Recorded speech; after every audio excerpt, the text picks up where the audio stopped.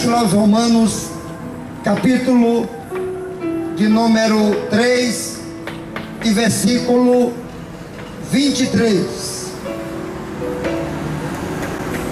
Porque todos pecaram e destituídos estão da glória de Deus. Louvado seja o nome do Senhor nesta manhã. Nós vamos falar nesta manhã sobre as três faces do pecado. A Bíblia diz que o homem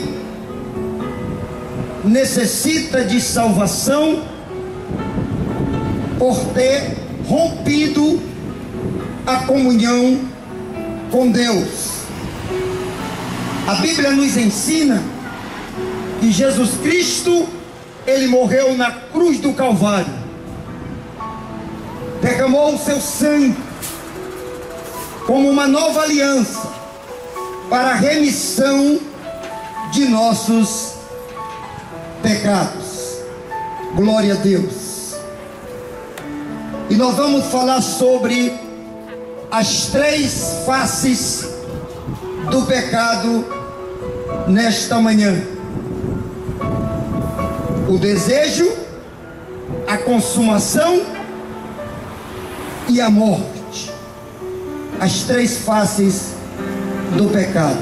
Primeiro o desejo, depois a consumação e depois é gerado a morte. Em 1 João, no capítulo 2, versículo 16, a Bíblia nos diz que tudo que há no mundo é concupiscência da carne, dos olhos e soberba da vida. Se nós analisarmos a concupiscência da carne, ela vai nos trazer que a vida, ela é constituída de momentos, de emoções, de prazeres, e que nós devemos sobrepor a carne através da busca de uma vida espiritual. Viver carnalmente se consome somente em pecado. E o homem, uma vez caído, uma vez reconhecendo o seu estado espiritual, ele precisa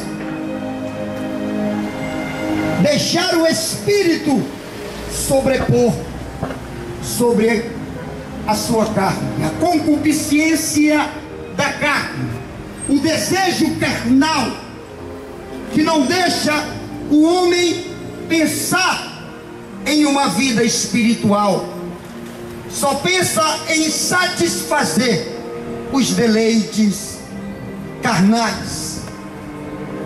A concupiscência dos olhos, tudo que vemos, na hora que olhamos, nasce o desejo,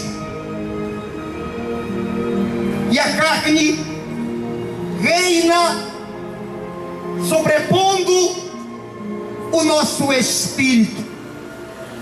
A concupiscência dos olhos, glória a Deus. A concupiscência da carne, a concupiscência dos olhos e a soberba da vida. O que é a soberba da vida? É o orgulho, é a arrogância. O homem vive trancafiado em um mundo só dele.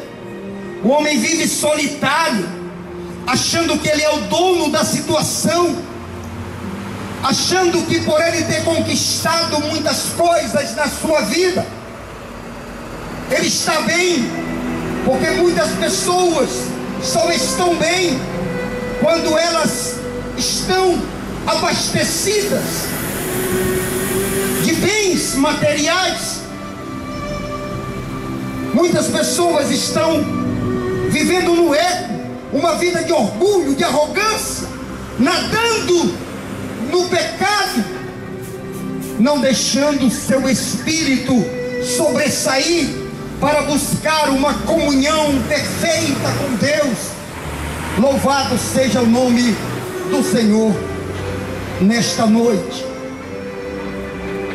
A segunda face, a consumação, lá em Tiago, capítulo 1, versículo 15. Depois de haver realizado o desejo, dá luz ao pecado e depois a morte.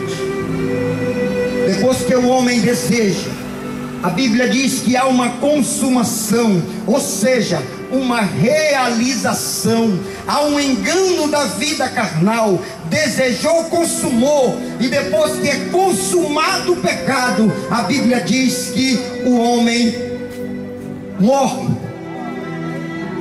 Morrer espiritualmente, a Bíblia a todo momento, ela está nos mostrando que a necessidade que o homem tem de viver uma vida espiritual sadia, para nós podermos ter uma comunhão perfeita com Deus. Louvado seja o nome do Senhor. E depois da consumação vem a morte. Lá em Romanos, capítulo 5, versículo 12. A morte, como a morte entrou pelo só homem, veio o pecado no mundo, e o pecado a morte passou a todos. E eu quero falar de 3 tipos de mortes nesta manhã: a morte física, a morte espiritual e a morte eterna. A morte física é aquela morte aonde há uma separação da matéria e do espírito. Essa morte natural, que enterra-se o corpo. A morte espiritual é a morte da separação do homem com Deus. Através do pecado vem a morte espiritual, e o homem se separa de Deus. E a morte eterna é aquela morte consumada, aonde no dia do julgamento irá ser jogado no lago de fogo todos aqueles que não foram encontrados no livro da vida. Apocalipse capítulo 20, versículo 15. É o grande dia, é a morte eterna, a separação para sempre. Porque a Bíblia diz que todos aqueles que vão para a glória, para a eternidade, eles vão viver para sempre com o Senhor. E aqueles que não herdam a salvação, aqueles que vão para o lugar de tormento, eles também viverão eternamente. Louvado seja o nome do Senhor nesta manhã. Glória a Deus. A Bíblia diz lá em Romanos 5:20: aonde abundou o pecado, superabundou a graça de Deus. E é por causa desta graça que nós estamos aqui. É por causa desta graça que Jesus Cristo nos trouxe a paz, a esperança, nos trouxe a comunhão. É por causa desta graça que abundou sobre o pecado, é que o homem é liberto do jugo da morte e da condenação eterna, através do sangue remidor de Jesus Cristo na cruz do Calvário. Aonde abundou o pecado, superabundou a graça de Deus. A Bíblia diz que o homem é escravo do pecado. Aquele que comete pecado é escravo do pecado. O pecado é uma doença crônica É uma doença degenerativa que vai corroendo o homem a todo momento, vai destruindo a comunhão do homem com Deus. Ele cauteriza a mente do homem a ponto de a palavra de Deus não produzir mais efeito na sua vida. Porque tem muitas pessoas que ouvem a palavra e parece que aquela palavra não produz mais efeito dentro do seu coração. Parece que a palavra de Deus não toca mais a sua alma. Sabe o que é isso? É o pecado que cauteriza a mente do homem. É essa doença degenerativa da alma que leva o homem para a morte.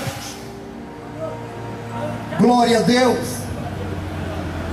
Mas a Bíblia diz que aonde abundou o pecado, superabundou a graça de Deus. Lá em Romanos capítulo 6, versículo 14: porque o pecado não terá domínio sobre vós, pois não está debaixo da lei, mas sim da graça de Deus. Olha só o que Paulo escreve aos Romanos: porque o pecado jamais não estará dominando a sua vida. Por quê? Porque você já foi liberto, aleluia, através do sangue de Jesus Cristo. Uma vez você submetendo a sua vida, aleluia, a Jesus, uma vez você aceitando a Jesus, o pecado não terá mais domínio sobre a tua vida. Glória a Deus, porque o sangue de Jesus Cristo tem poder. O sangue de Jesus tem poder. Glória a Deus. Lá em Colossenses capítulo 1, versículo 13 e o 14, nos diz que Ele nos libertou do império da morte e nos transportou para o reino do Filho do seu amor, na qual temos a redenção, a remissão dos nossos pecados. Aleluia. Ele nos libertou do império da morte através da remissão. Ele nos libertou do jugo do pecado. Louvado seja Deus. E nos deu a esperança de comunhão mais uma vez com Ele. Nós não merecíamos isso, mas Jesus Cristo conquistou isso por nós. Você sabe o que é que significa graça? Graça é favor imerecido. Quem merecia? Quem? Ninguém. Mas se você acreditar que Jesus fala contigo nesta manhã, se você acreditar que o Espírito Santo de Deus está neste lugar, se você acredita que há poder no sangue de Jesus, Ele renova a tua vida, Ele transforma a tua vida, aleluia, e te transforma em um cidadão do céu, a ponto de tu ir morar com Ele na glória. Bendito seja o nome do Senhor. As três faces do pecado. Glória a Deus. O pecado leva à morte. Uma vez consumado, ele leva o homem para o abismo. Mas ainda há esperança para o homem. Ainda há esperança para aqueles que desejam o reino de Deus. Porque você, para herdar a salvação em Cristo, para você viver em comunhão com Deus, você tem que desejar o reino de Deus.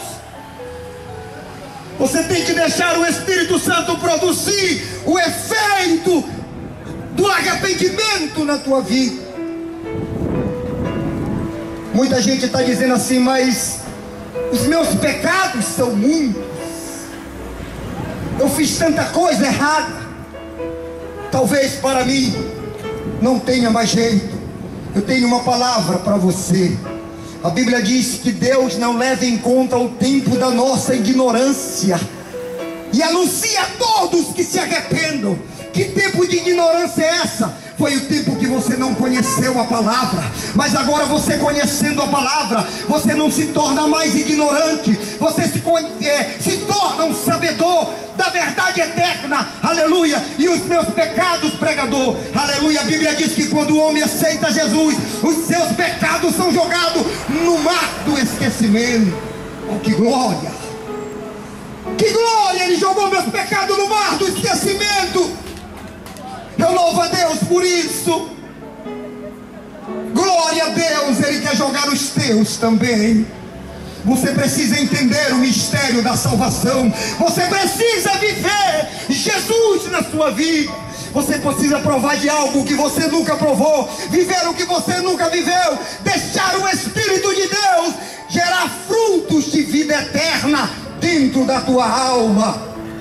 Glória a Deus,